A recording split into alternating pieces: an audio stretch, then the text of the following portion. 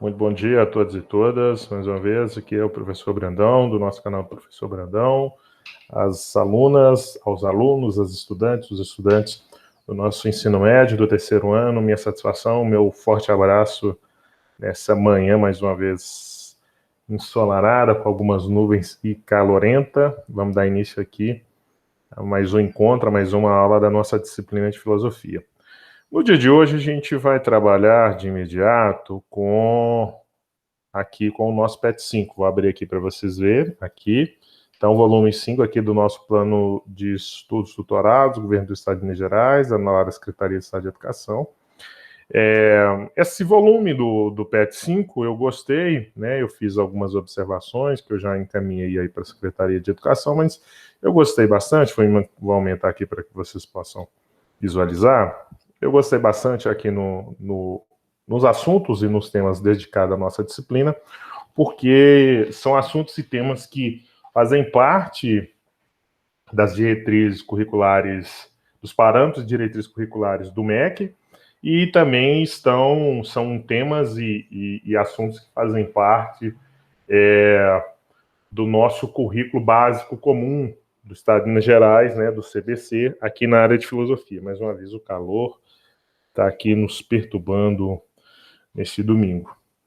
E eu gosto muito da maneira como tem sido abordado os temas aqui do terceiro ano, porque eles têm uma abordagem historiográfica. Então, a gente sempre começa com um tema da antiguidade filosófica e termina com um tema da contemporaneidade ao longo das 4 semanas. Então, se vocês repararem aqui, os sofistas contemporâneos, parceiros de Sócrates e seus adversários em vários momentos, a teoria do conhecimento na Idade Média, ou seja, um tema da antiguidade, um tema da Idade Média, um tema da modernidade filosófica e um tema da contemporaneidade. Então, o desenho, a escolha, a disposição dos temas daqui me parece muito adequada e de ótimo proveito para o nosso entendimento. Um outro elemento também que é importante, eu já vou colocar aqui para que vocês possam ter contato com o texto, é isso aqui. Ó. Os 4 textos, as 4 semanas são textos, questões retiradas de obras de referência para o ensino de filosofia, do Programa Nacional do Livro Didático. E esse aqui é um deles, que é o Filosofando. Deixa eu pegar aqui para vocês, deixa eu abrir aqui a estante.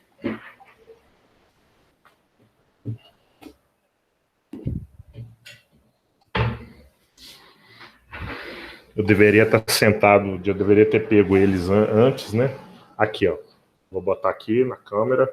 Então, as 4 semanas, os temas são desse livro aqui. E é um dos livros que há muitos anos frequenta o Programa Nacional do Livro Didático. Então, isso nos dá uma segurança muito grande no tratamento, no ensino aqui da nossa disciplina. Então, primeira semana, página 105, falar dos sofistas. Quem eram os sofistas? Primeiro, os sofistas, eles aparecem no contexto de efervescência cultural, política e econômica das cidades-estados da Grécia clássica. Então, inclusive, esse contexto econômico e cultural, esse contexto econômico é que favorece a emergência, o aparecimento dos sofistas, porque os sofistas, eles eram professores que se deslocavam entre as várias cidades gregas. Então, só lembrando que na antiguidade, aqui a gente está falando do século V a.C., é o período em que a organização política, especialmente em Atenas, passa a ser uma organização democrática. Aí vamos lembrar que a democracia na Atenas clássica, na Grécia clássica, é uma democracia limitada, né? Apesar de ter um regime onde você tem a deliberação em praça pública, na ágora, e de participação, de voto, de mandato, e que vai dar origem, que vai inspirar a formação dos nossos regimes democráticos que nascem na modernidade, especialmente a partir das revoluções burguesas, né, a Revolução Francesa, a Revolução Americana, a Revolução Inglesa. Mas aqui a gente está falando de uma democracia que exclui a maior parte da sua população. Uma democracia que dela só fazia parte homens que nascessem em Atenas. E então ela excluía os velhos, as crianças, as mulheres que não tinham estatuto de cidadania, os escravos e os estrangeiros, como os sofistas. Quem é que é um sofista? Aí vamos começar aqui pela palavra. A palavra sofista, etimologicamente, vem de sófos, em grego, que quer dizer sábio, ou melhor, professor de sabedoria. É um professor. Então, os sofistas aqui é o precursor, é o tataravô do professor Brandão. Vamos brincar assim, dessa forma. Quais foram os principais sofistas que a gente tem conhecimento, que a gente tem acesso, né, pelo menos menção? Os principais sofistas aqui, os mais famosos, foram Protágoras de Abdera, Górgias de Leôncio, na Sicília, né, na região da Itália, Hipsias, Trasímaco, Pródigo e Hipódamos. Todas essas figuras aqui, em algum momento, elas vão aparecer como adversários, como interlocutores de Sócrates em alguma obra de Platão. As obras de Platão, eu já falei isso para vocês, é dividida pelos seus estudiosos em 3 momentos. Uma fase de jovialidade, em que ele está muito, que é chamada de socrática, em que ele está muito impactado pela perda, pela morte de Sócrates da forma como foi, envenenado, enfim, tendo que tomar cicuta, um veneno em função da condenação pelo Tribunal de Atenas. A fase, vamos dizer assim, a segunda fase, que é uma fase marcada sobretudo por obras como a República, e a fase da maturidade, que é a fase da maturidade é essa da República, e a fase da velhice, né, já ao final da vida, em que ele tem um julgamento até mais favorável de diversos sofistas aqui, como é o caso do Protágoras. O Górgias dá nome a um dos livros também de Platão, Hipsias também dá nome a um dos livros, Protágoras eu mencionei aqui. Essas figuras, elas são contemporâneas de Sócrates, e todos eles, em algum momento, como eu disse, são adversários ou se colocam no caminho de Sócrates. Em função dessa negação, em função dessa condenação de Platão e Sócrates, os sofistas passaram para a posterioridade com uma imagem muito ruim. Então, falar em sofisma, por exemplo, significa falar de um argumento falso, de um argumento que não é verdadeiro. Aristóteles também, de alguma forma, fortaleceu essa imagem, porque lá na lógica aristotélica, um argumento incorreto é um sofisma. Então, ajudou também a fortalecer essa imagem, infelizmente, negativa dos sofistas.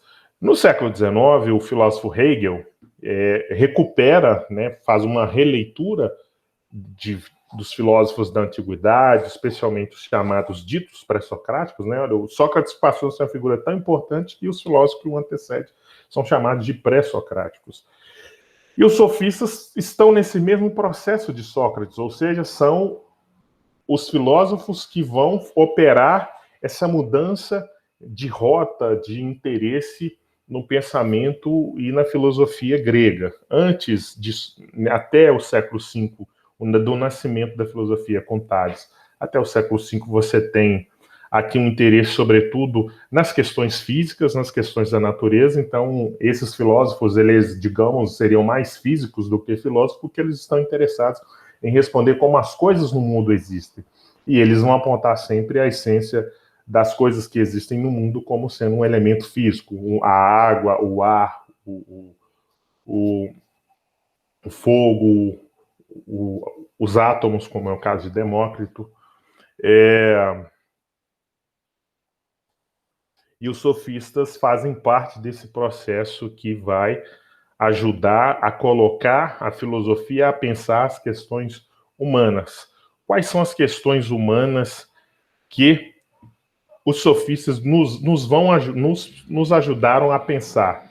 Aqui, ó, a gramática, a retórica, a dialética, a moral, a aritmética, a geometria, a astronomia, a música.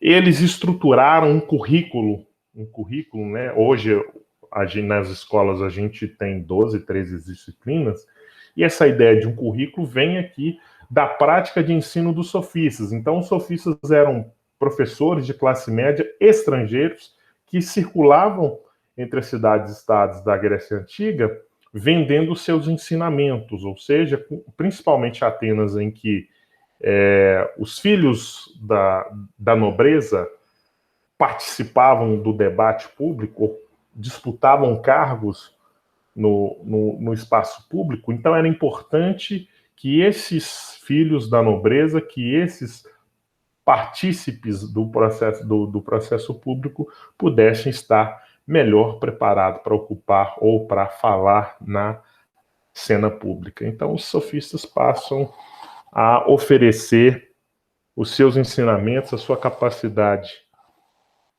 de argumentar e de pensar para esses jovens. E isso escandaliza a Grécia. Por quê? Aqui, para escândalo, seus contemporâneos costumavam cobrar pelas aulas. E, por esse motivo, Sócrates os acusavam de prostituição. Aí as duas autoras fazem uma explicação importante aqui, né, que eu acho que é importante, que eu vou ler para vocês entenderem. Cabe aqui um reparo: na Grécia Antiga, apenas os nobres se ocupavam com o trabalho intelectual, pois gozavam do ócio. Ou seja, o direito ao ócio, o direito de não trabalhar, era algo da nobreza. Então, essa ideia de que o trabalho enobrece o homem é uma ideia da modernidade. Na Antiguidade e durante a Idade Média, os nobres não trabalhavam diretamente, vamos assim dizer. Os nobres tinham funções nobres, como cuidar das funções públicas, como ir para a guerra. Isso fazia parte da rotina dos nobres, mas dos afazeres cotidianos, não. Então, o saber, a filosofia, era destinado a esse grupo em função da sua condição vantajosa do ponto de vista econômico e social. Ora, os sofistas geralmente eram homens saídos da classe média, faziam das aulas seu ofício, já que não eram suficientemente ricos para filosofarem de forma descompromissada. Se alguns sofistas de menor valor podiam ser chamados de mercenário do saber, isso, na verdade, era acidental. A exigência que os sofistas vêm satisfazer é de ordem essencialmente prática. Iniciava os jovens na arte da retórica, um instrumento dispensável na Assembleia Democrática, e deslumbre com brilhantismo a participação do debate público, como eu já havia apontado aqui para vocês. Os melhores deles buscaram aperfeiçoar os instrumentos da razão, a coerência e o rigor da argumentação.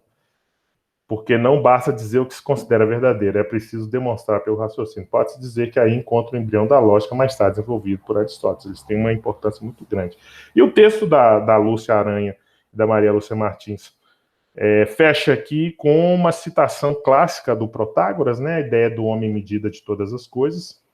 Quando Protágoras, um dos mais importantes sofistas, diz que o homem é a medida de todas as coisas, fragmento deve ser entendido não como relativismo, ou seja, no Protágoras não está defendendo que cada pessoa estabelece o verdadeiro. O meu verdadeiro é isso, minha verdade é essa, minha verdade é X. Não se trata disso. Protágoras está simplesmente dizendo que as coisas tal como são postas no mundo são estabelecidas pelos homens, pela nossa racionalidade, pela nossa prática, pelos nossos valores, pela nossa vida. Ok?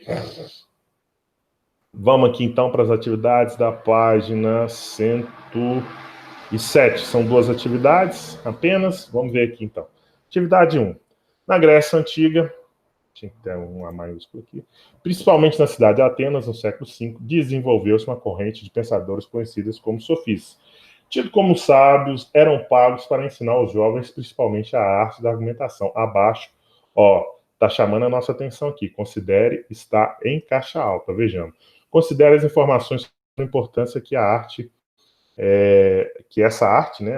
Qual arte que eles estão falando? A da argumentação. Aqui, principalmente a arte da argumentação. tinha em seu pensamento. Aí vejamos aqui, tem três alternativas verdadeiras. É aquele esquema que eu já falei com você. Se a primeira for verdadeira, a gente vai descartar todas as outras que não apontar a primeira alternativa. Vejamos aqui. Os sofistas não acreditavam na verdade absoluta. Para eles, o importante era conseguir convencer os outros de suas ideias. Vejamos a segunda. Os sofistas acreditavam que uma boa argumentação era a única maneira de se chegar ao conhecimento da verdade absoluta. Terceiro, os sofistas acreditavam que através dos argumentos era possível chegar à melhor solução em cada caso.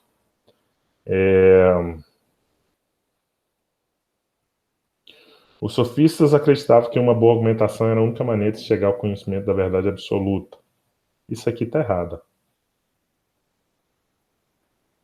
Porque os sofistas não são dogmáticos. Os sofistas não defendem a ideia de uma verdade absoluta. Essa ideia do homem medida de todas as coisas nos dá a entender isso, que pode parecer verdadeiro para um, talvez pode não ser para o outro, porque o outro não está percebendo dessa forma.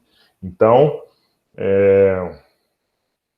e ela, evidentemente, está em contradição com a questão 1. Os sofistas não acreditavam na verdade absoluta.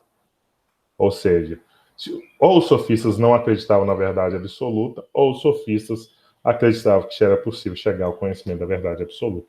E até pela citação de Protágoras aqui, como a gente viu, está errado. Então, a questão 2 está errada. Então, todas que têm a questão 2, a letra D é falsa, a C também é falsa. Vejamos se a 3. O sofista acreditava que através dos argumentos é possível chegar à melhor solução em cada caso. É sim. Então, analisando as 3 afirmações com as 5 alternativas, o que nós podemos concluir? Apenas a questão 2, apenas a alternativa 2 é falsa. E aí, aqui, ó, a letra D, a letra